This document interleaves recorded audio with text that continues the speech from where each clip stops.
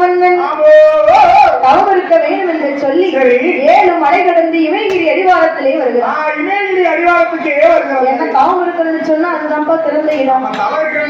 ஆள் நடமாட்டம் இல்லாத இடம், ஆளரவம் இல்லாத இடம் அத்துவான காணகம்.